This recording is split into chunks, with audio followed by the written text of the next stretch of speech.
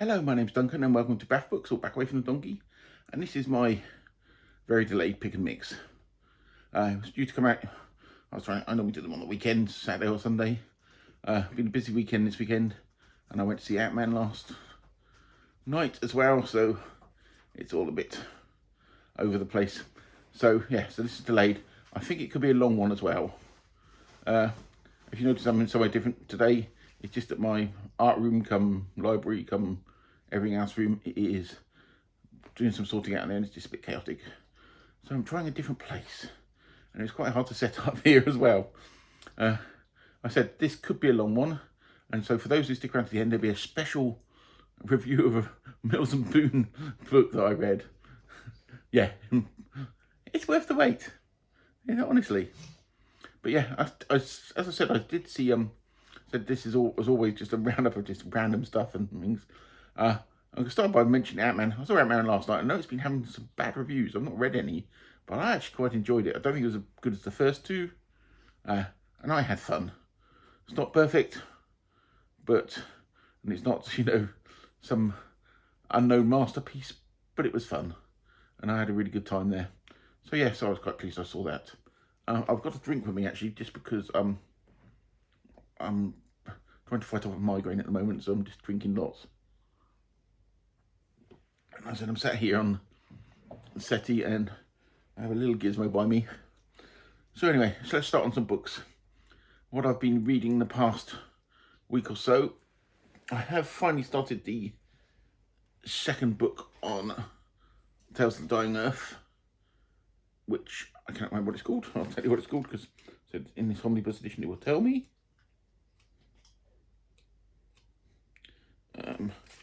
Sorry, man, look at this. Eyes of the Otherworld. It's the second book, and I've just started that. I've got a video coming out later this week, which is going to be on the Dying Earth, the first part of it. It's probably going to be my most scripted video yet, because just trying to get all my thoughts down. So I've actually written a script for it. I haven't worked out how I'm recording it yet, and I'll probably be recording that tomorrow to come out at the back of the week with that one. So yes, I've been working my way through that. And I also started, if you don't know the way I read, I've normally got 2 or 3 books on go at the same time, because I sort of flip between books. And it can depend. I've got everything I started this week, which I'm really, really enjoying, is Michael Scott Rowan's The Anvil of Ice. And this was originally done as a trilogy in '86. I think it was released. But there ended up being 6 books in the series. Love the cover art. I need to find out who the artist is, because I think the artist, this does remind me of some other artwork I've seen around. But yeah, it's a really interesting fantasy book. It was caught on the fantasy. There was like a fantasy resurgence from sort of the early '80s to probably the back end of the '80s. We had things like Raven Feist's Rift War, Magician, and the Belgariad, which was really popular. This came out after the Belgariad.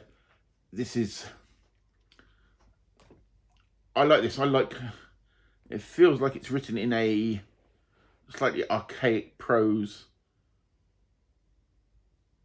the way it's put forward, and I actually quite like my fantasy like that, because in some ways, if you look at the way Lord of the Rings is written, it's in the prose that goes with it, and I like that because it actually takes me more into the world. And this is about, as I said, the Anvil of Ice. I'll show you. So it is about, so-called, it's been about this orphan. I know, they're always orphans.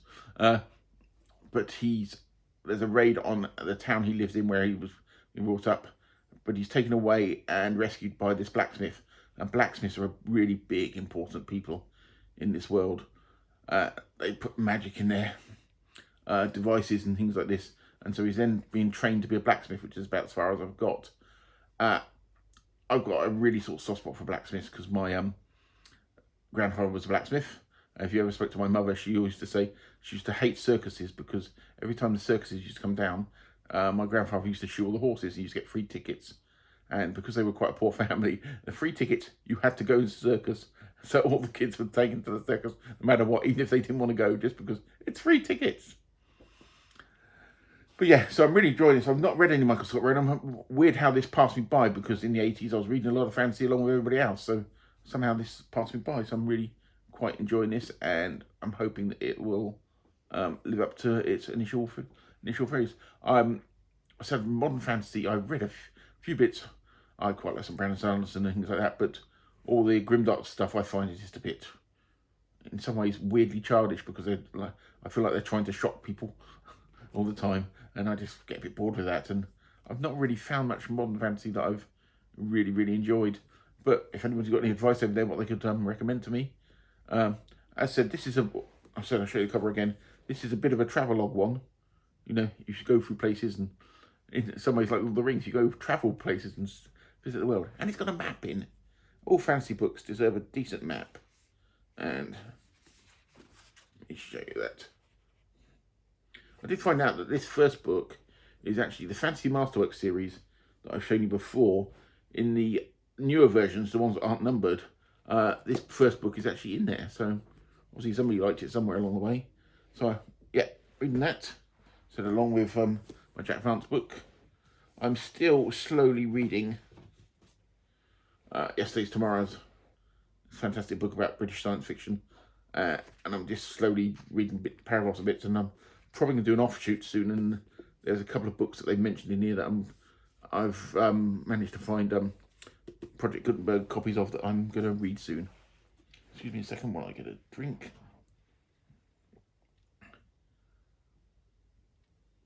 And that's basically my reading for the week. Before I show you some of the pickups I've got, I was going to say, I noticed the other day that the Day of the Triffids, there's rumours that there's going to be another adaptation of it. I do get a little fed up that they always seem to adapt the same things. Day of the Triffids has been adapted 3 times. There's a 1950s film. There's a BBC series that was in 1980-81, which to me is the best, and it's in very close to the book. And there was another BBC series in the early noughts, or it could be 2010, I can't remember. That actually had Eddie Izzard in it. And that was sort of ignored the book a lot. It seemed to. And it's just like, why do we need another adaptation of Day of Triffids? Day of Triffids is probably one of my favourite books of all time. Because if you've got a list of my top books, Day of Triffids will be up there. Because I think it's really good. I think it stands the test of time really well. So another adaptation, I'm really not sure, but it could be very good. But it got me thinking, because even adaptations, I'll hold my hands up. I like the Rings of Power, okay? And I know Steve Donahue said, I've watching the video, you can't be a real fan of Lord of the Rings if you like the Rings of Power. Well, I don't see it like that, because for me, it is an entertaining fantasy series. It does not relate to the Lord of the Rings at all. I sort of cut myself off from that because I've just enjoyed it for what it was. And that's what I see. My thing with adaptations is I will just take them what they are. And I'm not going to lose my mind over, I hear that somebody's adapting the Day of the Triffids again and think, oh, it's going to be terrible. There was a video I saw the other day, Daniel Green, you might know, a big booktuber. He doesn't like to call himself a booktuber. I think it's down. I think he doesn't like to be that common. But he was doing a rant video about the prospective Lord of the Rings or Tolkien's World films that Warner Brothers are now on. Is it Warner Brothers? No, New Line Cinema going to be doing soon. They might turn out to be crap. They might turn out to be works of art. But why lose your mind over it now? Wait and see what happens. That's all you can do with these things. But anyway, that's enough of my ranting. Not ranting, but talking weird things. Just going to take another sip of drink, sorry. I know some of you don't like people drinking on camera, but I've got to. Anyway, I'm going to start some things I picked up. I'll start off with stuff I brought offline that's been quite cheap, I found out. I'm a big Isaac Asimov fan, and over the while I've been picking up a lot of his non-fiction stuff, his science books, and I managed, because most of it's out of print. So I've got here On the Eyes of the Universe, which is about it's how the development of the knowledge. So I'm reading the back here about the techniques and how they discovered what the universe is like. So it's got some pretty pictures in the middle of it. It's quite relevant, but I think this cost me 50p or something. It's quite cheap. And I think I even have free postage on it or something. But anyway, yeah, I'm slowly picking up a load of, I said, the Asimov science books. And I need to sit down and start putting some time by to actually include them in my reading schedules. So I'm just going to wipe my eye a bit. The other thing I picked up, we've got Gene Wolfe's The Devil in the Forest with this awesome Bruce Pennington painting on the front. Gene Wolfe, as far as I'm concerned, everything he wrote, he was a genius. I've mentioned before, a great purge of the 1990s. I do mention it in passing. In the 1990s, I changed jobs, moved around a lot, and I got rid of loads of books. So it really got knocked down to bare bones, and I've been slowly building up some of the ones I had, and I normally pick up the paperbacks of the original copies I had, and I used to have this with this cover, and it's taken me a while to find it, and I found it, and I'm looking forward to rereading this one again. It's loosely based on a fairy tale, and I said, Gene Wolfe, his prose, everybody quotes Book of New Sun, which I said is a masterwork as far as I'm concerned, but his other stuff is well worth delving into. I'm probably going to read this quite soon, I think, and if I do, I will do a video on it. Then we get to another one I got hold of, which was, I think I got this really quick, which is Arthur C. Clarke's Imperial Earth. Don't know much about this. I've got a weird thing with Arthur C. Clarke. He's one of these writers that I keep thinking I should like. Every time I read his stuff, I think it's okay, but it doesn't do huge amounts for me. Last thing I read the Fall of Moon Dust, which is like the Poseidon Adventure on the moon, and he's one about the space elevator. Can't remember the title at the moment. And both of those, I think, suffer from the same problem that I always find with Clarke's work, is the ideas are great, but characterization I find a bit weak. But I keep trying. I don't give up on him, because even if it's not like I don't like them, it's just I don't find them as good as other people do. Like Rendezvous with Rama, I thought was, I haven't read it for years, but I quite enjoyed it at the time, but they're not books that really stick with me. But yeah, I just thought I'd try another Arthur C. Clarke. And now we've got Robert Heinlein, Double Star. I really like Heinlein's writing, always have done. Though you get a bit weird towards the end. I've been going through the Hugo Award winners, a big list of Hugo Award winners. I was amazed about the amount they're out of print and not seen. And I'm going to try and make it my thing to actually read a lot of them. I probably might even try and read all of them. The first one was Alfred Bester, Demolished Man, which I've got a copy of and I read probably 20 years ago and haven't read it since. So I might have to, I don't know whether I'd read them in order or not. But I've got so many little bits I want to read at the moment, it's quite difficult. But yes, it's a really nice copy of Double Star. And I don't know much about this. Who's the cover artist? Anthony Roberts, don't know the artist, but like sort of typical 70s sort of cover. And in the same lot, I picked up Samuel Delaney's Fall of the Towers, which I know is part of is 3 books technically. And it sounded really interesting. I've only read any Delaney short stories. What's this on the back? The Empire of Toromon was the last hope and refuge of mankind. Sealed off from the charred radioactive wastelands of the radiation barrier, the Empire survived and faced new adversaries, deadly even than the Great Fire, the Lord of Flames. A force of evil devoid of physical substance, the berserk computer which guided the Empire's military complex, and the alien intelligence which crossed the abyss of space in search of new worlds to conquer. So I said, yes, I think this is 3 books. Let's have a quick look. Technically.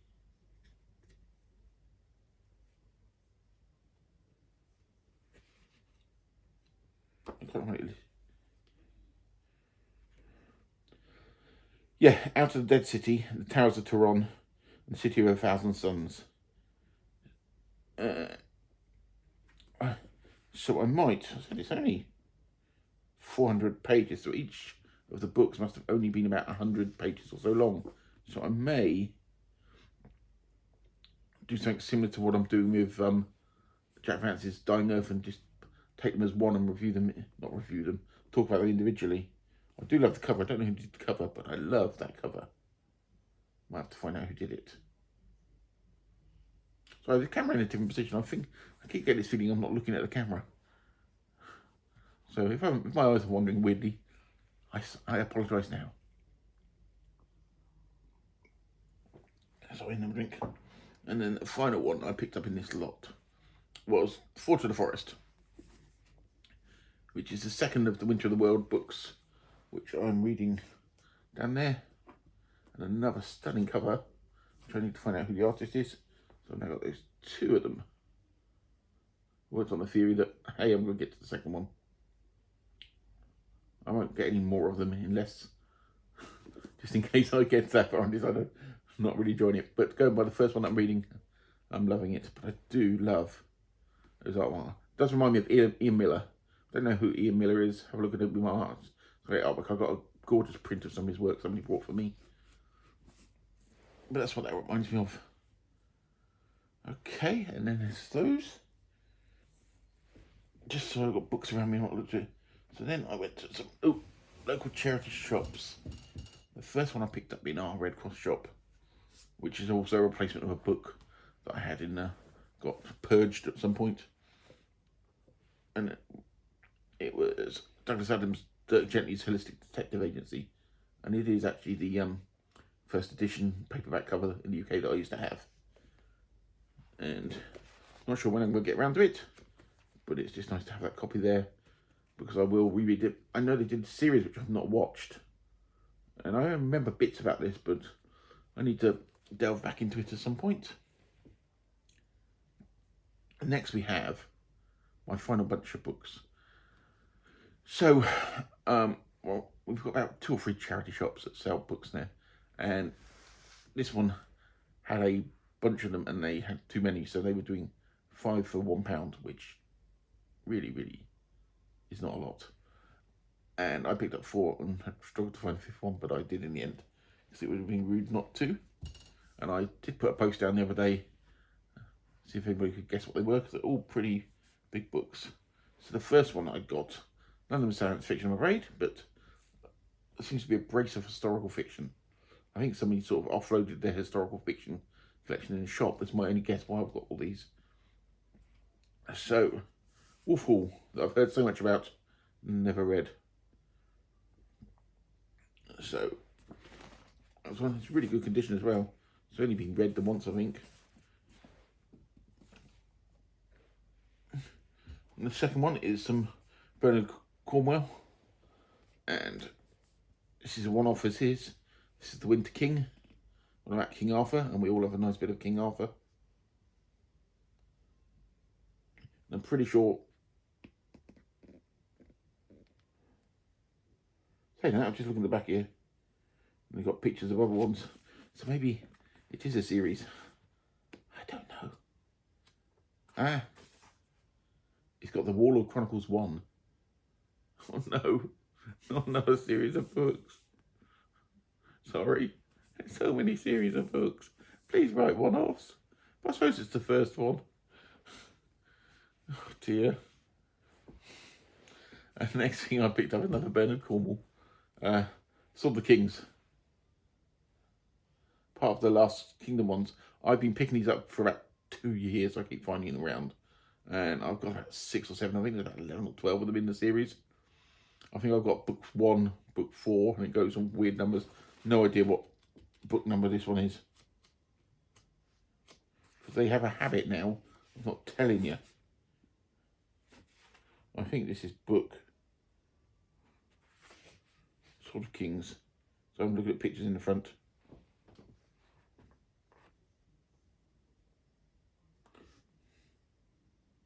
Book 10 or 11, I don't know. I get confused. But I know I haven't got that one. I picked that one up. I said I think somebody was offloading their historical fiction collection. Okay. And the next one I picked up that I really wanted was a biography of Alan Turing. The computer guy and the guy that did stuff in the Second World War and did the famous, wrote the Enigma codes and all his work, and they obviously did the Imitation Game film loosely based on this. So that's a nice biography there. And the final book, this is when I went up and I only had 4 books, and I needed a 5th to make up the 5 for £1. And I managed to pick this up, and luckily it's a one-off, because I found out afterwards this author does loads of series. And it's Simon Scarrow, another historical fiction one, and it's about Malta and the Ottoman Empire and stuff like this. He does lots of books in ridiculous amounts of series, some Roman ones. Know nothing about him, don't know when I'm going to get round to it, but my historical fiction pile. So that was all the books. I said I don't normally do big, what the kids call hauls. I call them pickups, because I hate the word haul, like this, but it just seemed to happen. Luckily I've got just offloaded about 20-30 books. I a few times a year go through all my books and say, okay, I'm never going to read that again, or I don't like that, or there's no reason to keep that, and I just try to keep them under control, and so I can still get in my front door. And the other thing I've got is I've got some comics I picked up, if anybody's particularly interested in them, or not picked up. I got sent through the post last week, and I've not opened them yet because I thought I did on video.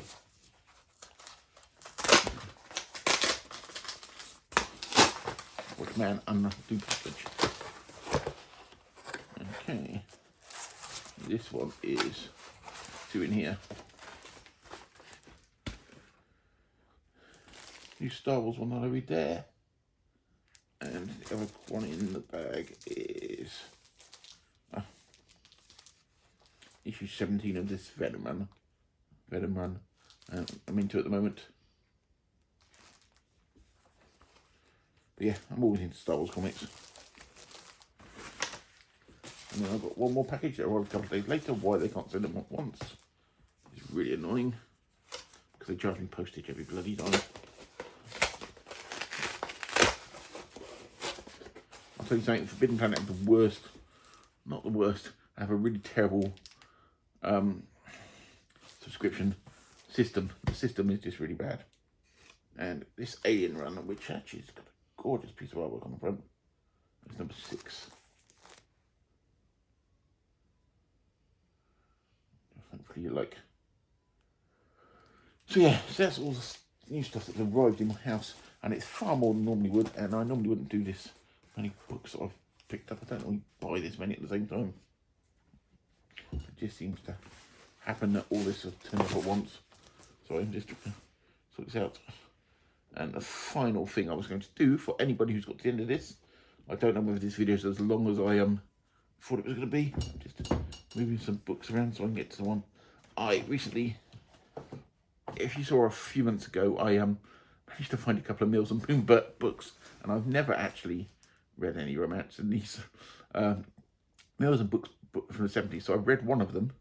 I'm going to read the other one somewhere, but this was the first one. It was called Son of Adam by Margaret Rome. And I did some research on it, and she's a quite prolific writer for Mills and Boon. And for me, the picture on the front looks very creepy. Looks like man sniffing woman's hair. But I read this book, and I understand she's actually a pretty good writer in some ways, but there's bits of it. The main character, I'm going to explain the story, and spoilers all over this. Not that anybody really cares, but there's... Okay, so you have this young woman who's about 21, called Dove. You know, you've got to be called Dove, haven't you? Huh? Anyway, so she's going to visit her parents. So her mother and her father's ex-military, and they run this little shop. And for some weird unknown reason, her father doesn't like the government, so has refused to pay the VAT. I'll explain this. In the UK, when you buy goods, most of them have a rate of VAT, value-added tax, on them. It's automatically there, so you buy something, you don't have to pay it separately. It's there, and what happens is the shops pay this to the government. It used to be, I remember when I was a kid, it was about 15%. I think it used to be down to about 5%.